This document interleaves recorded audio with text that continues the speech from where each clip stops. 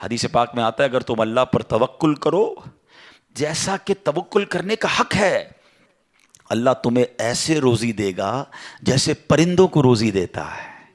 کبھی امیجن کیا آپ نے پرندوں کو روزی کیسے ملتی؟ یہ حدیث میں ایسی اچھا ہو سکتا ہے انسانوں کے بارے میں فرمایا جاتا، نبی پاک فرما دیتے، جانوروں کے بارے میں فرما دے، پرندوں کے بارے میں کیوں فرمایا؟ سبحان اللہ۔ آپ کو دنیا میں پتہ ہے پرندے کتنے ہیں؟ ایک کیلکولیشن کے مطابق اس دنیا میں جتنے جانور ہوتے ہیں نا وہ انسانوں کا ملٹیپلائی بائی 10 ہوتے ہیں، ٹھیک ہے؟ ہم 8 ارب ہیں تو وہ 80 ارب ہیں، ساری جانور، چوپائے اور جتنے بھی جانور ہیں، انسیکٹس بھی اس میں ملا لیں، لیکن فرمایا پرندے اس کا ملٹیپلائی بائی 10 ہوتے ہیں۔ اٹ مینس اس دنیا میں اپروکسیمیٹلی 800 ارب پرندے ہیں، ٹھیک ہے؟ 800 ارب پرندے روز کہاں سے کھاتے ہیں؟ کوئی سپلائی لائن کو جا کے ان کو درختوں پہ پہنچاتا ہے؟ کسی گھونسلے میں کوئی آپ نے کبڈ دیکھی، کسی گھونسلے میں آپ نے کوئی سٹاک دیکھا کہ جناب یہ کل کا چارہ ہے، یہ رات کا چارہ ہے، میرے چھوٹے چھوٹے بچے ہیں اس کے لیے چارہ ہے؟ Nothing else. ہر پرندہ 800 ارب پرندے اپروکسیمیٹلی روز صبح فجر کے بعد بھوکے نکلتے ہیں، اور جب شام اپنے گھونسلے میں آتے ہیں تو سب کا پیٹ بھرا ہوا ہوتا ہے۔ سب کو کون کھلا رہا ہے؟ کوئی تو ہے جو نظام ہستی چلا رہا ہے، میرا خدا ہے۔ ایمان لاؤ نا، توکل کرو۔ جب پرندوں کو 800 ارب پرندوں کو روزی دے سکتا ہے، ارے میں اور آپ اشرف المخلوقات ہیں، میں ٹینشن ہی نہیں ختم ہو رہی کال کرو تھی نو ہے، سال بعد کیا ہوگا، بچی کی شادی کیسے ہوگی، میرے کاروبار کا کیا ہوگا، ارے مارکیٹ ڈاؤن ہو رہی ہے، ڈالر اوپر ڈالر نیچے، اسی ٹینشن میں مر گئے۔ یار جو رب چونٹی کو کن اور ہاتھی کو من دے سکتا ہے وہ اس نے مجھ سے بھی وعدہ کیا ہے۔ سیکھو نا حضرت ابراہیم سے، کاش یہ توکل نصیب ہو جائے۔ تھوڑی ایج اور بڑھتی ہے، آپ نے ایک بار ایک بڑا کمال کا منظر دیکھا کہ ایک بندے کو سمندر میں اس کی ہلاکت ہو گئی، سمندر میں وہ ڈوب کے مر گیا، مچھلیوں نے کھایا اس کی باڈی کو، تھوڑی دیر بعد اس کی لاش سمندر کے کنارے پہ آئی، تو پھر جانوروں نے کھایا، اس کے بعد دیکھا کہ پرندے آئے، پرندوں نے بھی اس کی باڈی سے کھایا۔ آپ کے ذہن میں خیال آیا کہ یا اللہ یہ بندے کو قیامت کے دن تو کیسے اٹھائے گا؟ ایمان تو تھا مگر اس کی باڈی کے اجزاء تو 3 الگ الگ مخلوقات کھا گئیں، اور قیامت کے دن یہ واپس کھڑا ہونا ہے اس نے۔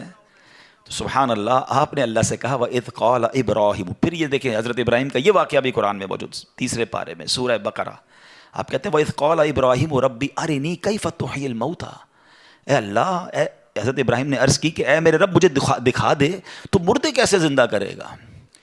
ارشاد ہوتا ہے قَالَ أَوَلَمْ تُؤْمِنْ، اے ابراہیم تو ایمان نہیں لایا، تجھے یقین نہیں؟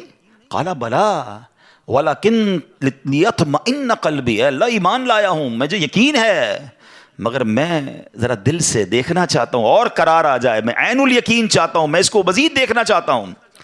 قَالَ فَخُذْ أَرْبَعَةً مِّنَ الطَّيْرِ، قرآن کہتا ہے رب نے فرمایا کہ اچھا 4 پرندے لے، فَصُرْهُنَّ إِلَيْكَ ثُمَّ اجْعَلْ عَلَىٰ كُلِّ جَبَلٍ، فرمایا اس کو اپنے ساتھ ہلا لے، اپنے ساتھ مانوس کر لے، پھر ان کا ایک ایک ٹکڑا پہاڑ پر رکھ دے، مِنْهُنَّ جُزْءًا ثُمَّ ادْعُهُنَّ يَأْتِينَكَ سَعْيًا، فرمایا پھر انہیں بلا، وہ تیرے پاس چلے آئیں گے پاؤں سے دوڑتے، وَاعْلَمْ أَنَّ اللَّهَ عَزِيزٌ حَكِيمٌ، اور جان رکھ اللہ غالب حکمت والا ہے۔ اب ہوا کیا، حضرت ابراہیم کو حکم ہوا کہ 4 پرندے لیں۔ اب آپ نے چاروں پرندے الگ الگ لیے، مور لیا، کبوتر لیا، آپ نے مرغ لیا اور ایک گدھ لیا، ان چاروں کو اپنے ساتھ تھوڑا ٹائم رکھا تاکہ وہ آپ سے انسیت پالے، تاکہ چاروں کے بارے میں کنفرم بھی ہو جائے کہ یہی 4 ہے، کوئی اور مکس نہ ہو جائے۔ اس کے بعد آپ نے چاروں کو ذبح کیا، چاروں کا قیمہ بنایا اور چاروں کا قیمہ مکس کر دیا، چاروں کا الگ الگ نہیں، چاروں کا ٹوٹل مکس کر دیا، اور اس کے چھوٹے چھوٹے پیس سمجھ لیں 4 پہاڑ پر رکھ دیے، الگ الگ پہاڑوں پر، اور چاروں کی جو چہرے تھے یعنی ان کی کھوپڑیاں تھیں وہ اپنے پاس رکھی، اس کا قیمہ نہیں بنایا، یعنی ان کے سر آپ کے پاس ہیں چاروں پرندے کے، چاروں کا مکس قیمہ ہو چکا ہے، اور 4 الگ الگ پہاڑ پر رکھ دیے۔ قرآن نے کیا کہا تو انہیں پکارو ہیں، اب یہ بھی ذرا میں آگے آ کے بتاؤں گا اس ایک خوبصورت آیت کے اس جز سے کیا سیکھنے کو مل رہا ہے۔ قرآن نے کیا کہا کہ انہیں پکارو، تو آپ نے کہا یا ایھا الدیک، اے مرغ، یا ایتھا الحمامہ، اے کبوتر، یا ایھا النسر، اے گدھ، یا ایھا الطاؤس، اے مور۔ آپ کی پکار پر وہ چاروں پرندے جو ہیں ان کا قیمہ اب آسمان پر اڑنا شروع ہوا ہے۔ فکشن، گرافکس ہیں، آج کل اینیمیشن کا دور ہے، کمپیوٹر پر جناب لوگ بہت ساری چیزیں بنا لیتے ہیں، سنو 5000 سال پہلے قرآن میں یہ واقعہ موجود ہے کہ کیا ہوتا ہے، ان چاروں کا کیما اڑتا ہے، اور اب جس کا مرغ کا ہے وہ مرغ کی طرف، مور کا ہے تو مور کی طرف، کبوتر کا چاروں کے جسم پورے کمپلیٹ ہوتے ہیں، سر نہیں ہے، سر تو آپ کے پاس ہے نا، وہ چاروں پرندے بغیر سر کے دوڑتے ہوئے آپ کے پاس آتے ہیں، زندہ ہو جاتے ہیں مگر سر نہیں ہے، قریب آتے ہیں تو حضرت ابراہیم نے ان کا سر جو ہے وہ واپس ان کے پاس لگا دیا، سب سر بھی ان کا لگ گیا، آ کر دانا چگنے لگ گئے۔ حضرت ابراہیم نے اپنی آنکھوں سے مردوں کو زندہ ہونے کا واقعہ دیکھا اور آپ کے دل کو اطمینان اور قرار آیا، یہ میرا رب یہ ہے۔ کیسے ہیں کہتے ہیں کسی کو شیر کھا جائے، کسی کو مچھلی کھا جائے، کسی کی سمندر میں موت آ جائے، معاذ اللہ کسی کے پرخچے اڑ جائیں، کوئی آگ میں راکھ ہو جائے، میرا رب چاہے تو سب کو دوبارہ جسم ان کی تمام باڈی کو پھر کریٹ کرے گا اور وہ قیامت کے دن جمع ہوں گے۔ حضرت ابراہیم نے یہ اپنی آنکھوں سے دیکھا۔ حضرت ابراہیم علیہ السلام کے اس واقعے سے کیا سیکھنے کو ملا؟ پہلی بات، میرے رب کی قدرت کیسی ہے، ان اللہ علی کل شیء قدیر، ٹھیک ہے۔ دوسری بات، علماء کہتے ہیں، صوفیانہ تفسیر اس کی لکھی گئی کہ 4 پرندے کیوں لیے گئے، کبوتر، مور، گدھ اور چوتھا مرغ۔ فرمایا ان چاروں کی نا ایک بری خصلت ہے، مرغ ہے اس کے اندر شہوت بہت ہے، جو کبوتر ہے اس کو اپنی اڑان پر بڑا ناز ہے، بڑا تکبر ہے، بہت اونچا اڑتا ہے۔ فرمایا گدھ جو ہے اس کا کیا پرابلم ہے، گدھ کے بارے میں فرمایا کہ وہ لالچی بہت ہے۔ اچھا، پھر اس کے بعد ایک اور پرندہ ہے مور، اس کو اپنی خوبصورتی پر بڑا ناز ہے، وہ خوبصورتی کی وجہ سے بڑا پراؤڈ فیل کرتا ہے۔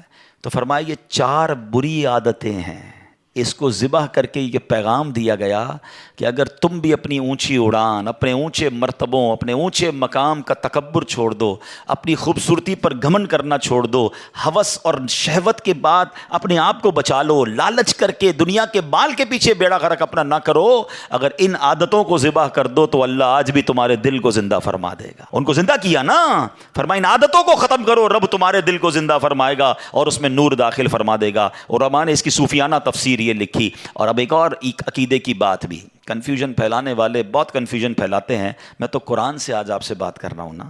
اللہ نے کیا کہا کہ انہیں پکارو، وہ تو دنیا میں نہیں تھے پرندے، مر چکے تھے، کیما بن چکا ہے، کیما بنے ہوئے پرندوں کو رب کہہ رہا ہے پکارو۔ حضرت ابراہیم نے کیسے پکارا، یا ایھا الدیک، یا ایتھا الحمامہ، آپ کبوتر کو پکار رہے ہیں، آپ گدھ کو پکار رہے ہیں، قرآن کہہ رہا ہے پکارو اور نبی پکار رہے ہیں۔ آج کسی کو نہ جانے یا رسول اللہ سے پرابلم ہو جاتی ہے، کسی کو یا غوث پاک سے یا پرندوں کو پکار رہے، قرآن کہہ رہا ہے، تو اس کا مطلب دنیا سے اگر کوئی چلا بھی جائے تو اس کو پکارنے میں کوئی خدا نہ خواستہ پرابلم نہیں ہے۔